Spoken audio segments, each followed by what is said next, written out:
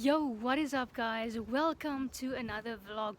So today I am super excited because this will probably be one of the best vlogs that I have done up until this point on my YouTube channel. So I have the honor to meet the very famous chef celebrity Ben Ungermann from MasterChef Australia.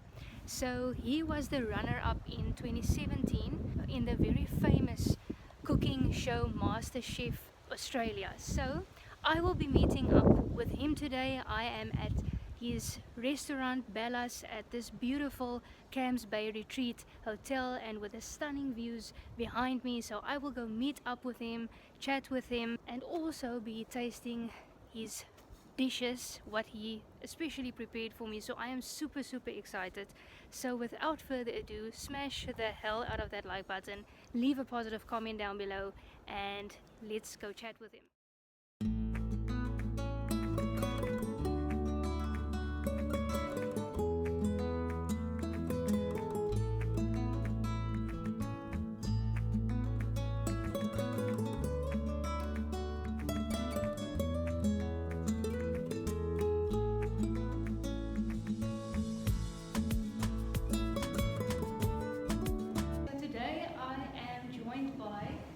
Famous master chef, Australian master chef Ben Ungermann. So Ben, thank you so much for taking the time, and yeah, I'm just going to chat with you a bit. So quickly tell me, you were the runner-up of 2017 MasterChef Australia, right? Yeah, correct. And what was the motivation for you to participate in the competition? So I actually probably didn't get involved in the kitchen until I was probably about 14. So I had an Oma who was, well, she's still alive. I still have an Oma, who actually used to live with her when I was a bit younger because I had a few different siblings, and my parents found it very hard to ferry us around to the different schools because there was a bit of an age gap. So I actually ended up living with my Oma and Opa, and my Oma was, and I guess still is, a phenomenal cook. So that's where my love for food started to develop. Okay. And then, yeah, I just, with family events like Easters and Christmases and things like that, I used to be the one allocated cooking. I loved it. And I think from there, like, my passion for food started to stem a bit more. And then I used to be one of those people that used to watch MasterChef all the time on TV. Okay. You know, I used to be like, oh, you should do this and you should do that, which is easy when you're an armchair critic. It was much different on the show, but yeah, basically my family just suggested that I should try out, and it's a very rigorous process to get on the show. It actually takes probably about 6 to 7 months to actually apply for the show and make it all the way through where they start filming. So it's a massive part of your life, and there's a lot of cook-offs to actually get onto the show, but there's hundreds of thousands of applicants when people first apply, and from there it's shortlisted, and yeah, I was lucky enough to get on the show. You were on the show. And you were on the show again, I think, on a different season. 2020, that was Back to Win. Oh, Yeah. nice. Yeah. And how did you find it then when you participated? Was it nice or? To be honest, the format was a lot different in 2020, so what I found in 2017, the way it worked is all the contestants lived in a mansion, and we were completely cut off from the outside world. But when Back to Win aired, when we were filming for that one, it was there was a lot more of a laxed environment because all those people had been on the show before. Yeah. We knew the expectations, so it was much different the second time around. There was a lot more freedom, but there was a lot more pressure because you're cooking against some of Australia's best, past contestants. So yeah, the two seasons were very different from one another. Yeah. So can you maybe describe what was your most memorable moment on the MasterChef competition? Yeah, so my most memorable moment would have been through Heston Week, where Heston came to visit us. That was a real honour, and I know the challenge set that week was just thinking outside of the box when it came to food and incorporating elements into our dishes. And I remember on performed quite well. And I remember on the final challenge, they said it was to incorporate fire into a dish, the element fire. And I remember the dish I made a burnt cauliflower puree with some sweet balsamic beets, with a pork loin and some fried sage. And I actually took all the skins from the onions and the garlic and I placed it on a plate and I actually lit it on fire and then extinguished with the dish that I was presenting. Yeah. And I know Hassan was really blown away by it, which was like such a milestone in my life. Yes. Like I don't think I'll ever top that. Yeah. The guy's phenomenal. So to get that feedback from him and to perform so well, that was definitely my most memorable point on the show. Even more so than the grand final. I would say that was the highlight. Yeah. And then also, I mean, obviously when you are in a competition, you aim to win. Yeah. But I mean, you were the runner-up, which is Yeah. also pretty amazing. Yeah. So how did it feel? Were you at any point disappointed that you didn't win, or? Not at all. It's crazy because in Australia we have this mentality where everyone is always barracking for the underdog. And I felt going into the grand finals against Diana, she was definitely the strongest cook of the season. Okay. And I performed really, really well in the grand final. I mean, I lost by 1 point. I think it's, to this day, still the closest grand final in Australian masterchef history, which is, again, such an achievement. And the thing about Australians are they love, like I said, they love the underdog. So actually coming second probably enhanced my career a little bit more in the sense that I had a massive following. And in a lot of the reality TV shows in Australia, like Idol and a lot of the other shows, it's actually the person that comes second that performs better It is. after the show. So there was absolutely no regrets. I never even thought I'd get to the grand final. I didn't even think I'd survive the first few weeks when I was first on the show because it's such a grueling process. So no, for me, there was absolutely no regrets. And if I could do it all over again, I would have placed the same very happily. Awesome. And you are Australian, right? Yes, So, that's right. so why did you, just for interesting sake, Yeah. why did you choose to move to South Africa and Yeah. open businesses here? Yeah. Okay. So the thing is like I'm first generation Australian. So Okay. my mother's actually Dutch and my father's Dutch and Indonesian. So I never really felt like I had that whole Aussie mentality behind me. I never really felt like I belonged so much because I grew up in a very European household. And I can't tell you the reason why, but for some reason as a young boy, I was just in love with Africa. And I told myself one day I'm going to Well, live I mean, there. it is a beautiful country. It's amazing. And especially Cape Town. 100%. Yeah. So I was always just in love with the country, and when the opportunity arose to come here and do some work, I did. And then I just fell in love with the people and the country. To be honest, Australians are a lot like South Africans. I would just say that you guys have got a better accent. But apart from that, the geography is very similar. So it doesn't really feel like I'm away from home in a sense. I feel like I slot in here very easily. Yeah. So you actually feel you belong Yeah. more here than actually over I would there. 100% say I feel a lot more at home here than I actually do, at my place of birth. Yeah. Yeah. Oh, that's so awesome. And what are your favorite ingredients to cook with Favorite ingredients? and to work with in the kitchen? It's hard to answer that because if I'm going to be honest, it's forever changing because you find a new ingredient and you fall in love with it. I would probably say things like maybe ingredients that can be universal. So something like a butternut squash, for example, can be used in a savory application or it can be used in a sweet application in pastries even. So they're the type of ingredients I really love to use. But if I had to tell you one type that I just am in love with, I'd probably say like anything from the sea. I'm just one of those people that adores seafood. Yeah, because for me also, seafood is such a fragile ingredient that it really takes some mastering to cook it perfectly. So I think for that reason I have a lot of respect for it, and it's probably why it's my favorite. Awesome. And you are in the kitchen obviously a lot, right, all the time. And how do you stay creative? Where does your inspiration come from? Yeah, I don't sleep. So literally I'll be home in my bed and I'll just be scrolling through Instagram and TikToks and just seeing like the trends that are coming out, and then I might see something and then put my twist on it. And you know, the thing is, it's just kind of, it's almost like music in a sense. Nothing's really original anymore. You know, so much has been done that it honestly just takes maybe tweaking things that already exist and just putting a slightly new spin on it, which you can make it like creative and really fun. So yeah, I mean, that's how I stay creative.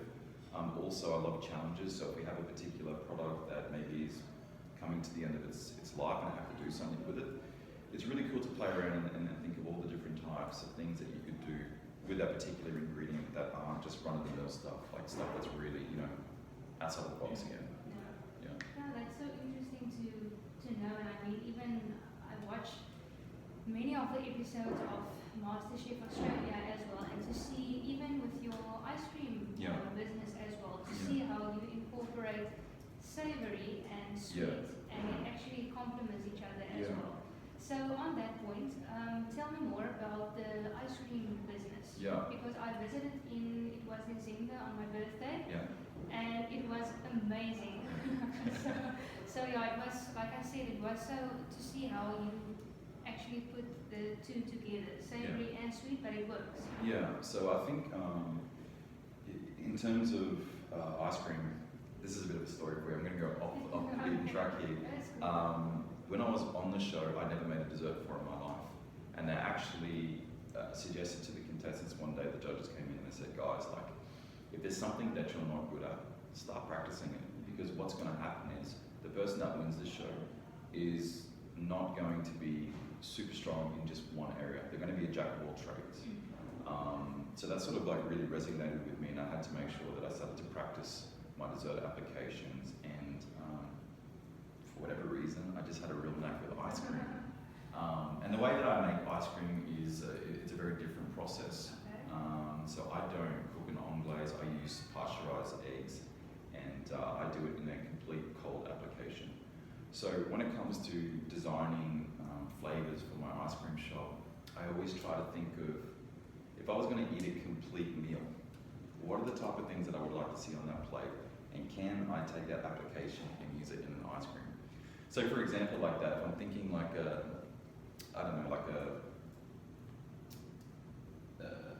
maybe like a platter that you might have at a restaurant, just some nibbles and things like that, where you've got your nuts, you've got your biltong and things like that. And one of the flavors that we do is a salted caramel ice cream with biltong and pecan nuts. Wow, so it's crazy. Yeah. But then if you think about the application, it's been done before, just in a different process. So I know the Canadians love maple syrup on their bacon. So it's like the same application. So it's just, again, nothing that I think anyone really does these days is new and innovative. It's taking things that already exist and tweaking it. So that's what we do at the ice cream shop as well. We try to push boundaries. Another flavor that we do is a blue cheese, preserved fig, and honey. And walnuts as well. And again, that's a cheese board. And that's where the inspiration comes from. And it works in the ice cream application. So it's always just trying to, like I said, like just push the boundaries. It doesn't always work. A lot of it when you're making a new flavor is trial and error. So yeah. No, it's amazing. I mean, yeah, like I said, I visited there, and yeah, it was, I can't even remember what was the flavor. It was something with chocolate, something, but it was amazing. So, and tell me more about, you have Bella's at Campsbay Retreat. Yes. Tell me just a quick, what inspired the restaurant? Yeah. It's your restaurant, right? Yes. So I'm the head chef here at Campsbay Retreat, and Bella's used to have an existing restaurant, but when I thought of the name Bella, I'm like, for me, it just sung Italian. So I'd actually done a cruise in 2019 where I went to the Mediterranean, and I visited Italy, and I just fell in love with the cuisine, like the simplicity behind it. Like I think a lot of the Italian food that people taste around the world isn't actually Italian. Their pizzas, they're wood-fired, they don't go overboard with toppings, and it's just delicious.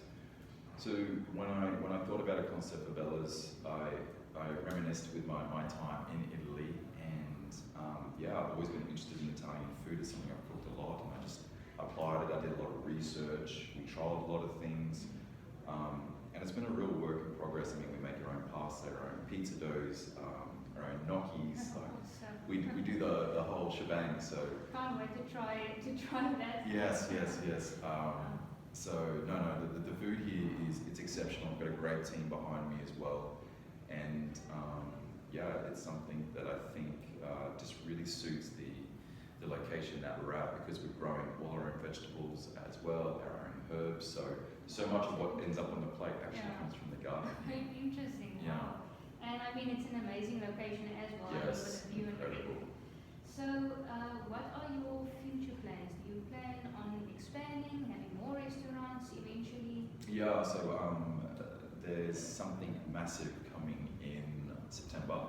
So when spring hits, we're actually going to be launching here a very fine dining menu.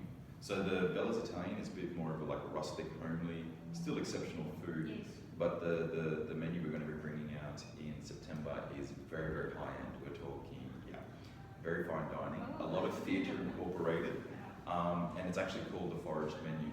And the concept behind that is we're literally going to take everything off location here and put it on a plate. So whether it comes from the garden or it's native South African ingredients that are growing on site, we're taking all of that stuff. One thing that I found within South Africa is a lot of the plant life here is not utilised. You have a lot of beautiful native South African ingredients, like for example, you guys have something called, there's another name for it, but it's also known as the natal plum, and it's a plum here that you guys actually have growing all around Sea Point, and no one is doing anything with it, and it makes the most incredible preserves and things like that. So these are the type of things that, as an Australian, I've fallen in love with here in South Africa, and I actually want to expose these ingredients to the South African community and get them to try something that's literally right under their noses. Amazing. Yeah. Awesome. And other than cooking, which is obviously a big passion of yours, what other passions do you have? So the problem with chefs are, that's my passion, and it takes up 90% of your day. I'm not even going to lie. So it's kind of hard to have hobbies. But for me, just to break away from the kitchen from time to time, I think for me it's really important to stay limber and stay strong. So I do love the gym. I go to the gym a lot. Especially as a chef, you can be standing anywhere from 12 to 16 hours a day. So it's really important that you treat your body like a temple. You strengthen it. You take care of it. And just to keep your mind, it's almost like therapy as well. Exactly. And then growing up in Australia, I was very, very sporty. I played for a lot of high-end teams, for a lot of regional teams and things like that. So my love of, we call it football, but I'm going to say soccer. Soccer, yes. Because then you guys will get what I'm talking about. Yes. And then also I really enjoy rugby as well. So they're two sports I used to play as a young person. So I mean, I play it from time to time, just very casually and for fun, but I really enjoy watching the big games as well. So. Oh yes, I think today is some rugby. Yeah, no, the some rugby thing, staying into the game. So I think the Springboks are playing Ireland, and I know that that's a clash of titans there. So yeah, it's going to be quite exciting. So you will be watching that. I'll 100% be watching that. Awesome. And then, where can people find you on social media? So on social media, my tag is Ben_Ungermann. On Instagram is probably the best way, sort of just to track what's going on. I put a lot of my future adventures, I announce it on there. Also, there's a lot of tips and tricks when it comes to cooking and stuff like that, little tidbits. So yeah, if they want to follow me, that's probably the best place. I do have a Facebook account, but I've lost the details. So whatever I post on Instagram gets moved over to there. But they're the best platforms if you are interested to follow me on. Yeah. Well, thank you so much for the chat. It was really an honor. I mean, it almost felt like a dream come true, literally, because I saw you on MasterChef Australia and watched you on the television. And now I have the honor to sit in front of you today and to chat with you about cooking and your restaurants and everything. So it was such an honor. And I mean, I know you are super busy, but thank you so much for your time. You're so welcome. And thank enjoyed it. Thank you so much. Cool.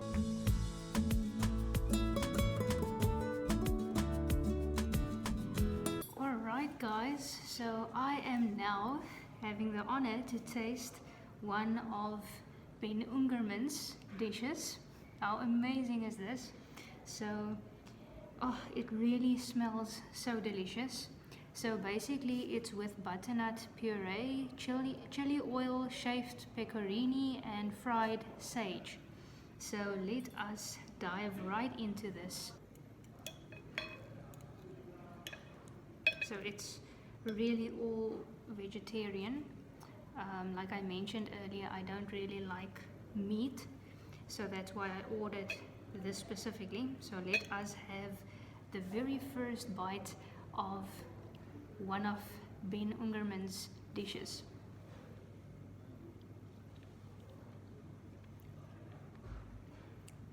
Wow.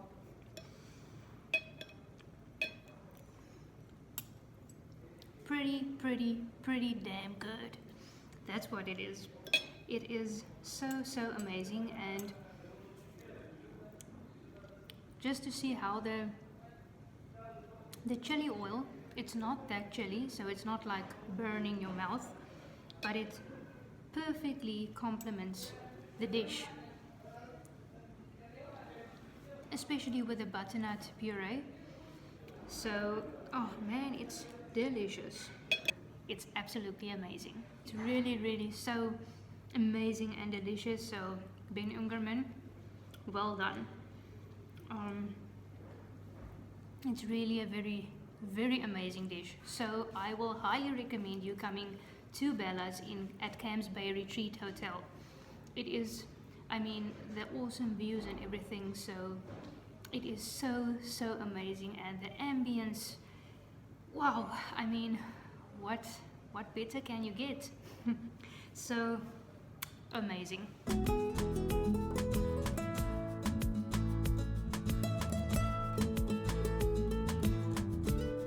Alright guys, so this was another vlog. So it was so exciting and it was awesome. I never thought that, I mean, Ben Ungermann is a celebrity chef, and I never thought that I will have the opportunity to actually chat with a famous chef celebrity. And today I finally got the opportunity to do so, and he is an amazing chef. The dishes was absolutely amazing and I will highly recommend it. So as always, I will leave all the links in the description down below, so go give him a like and a follow. And also, when you are in Campsbay, then come and visit Bella's. Highly recommend it. And also his Ben Ungermann's ice cream that is situated at Mojo Market in Cape Town CBD. So I will leave all the links in the description. Give him a like, give him a follow. I really hope that you enjoyed this vlog as much as I did making the vlog. And smash the hell out of that like button, leave a positive comment down below, share with your family and friends, and I'll see you on the next one.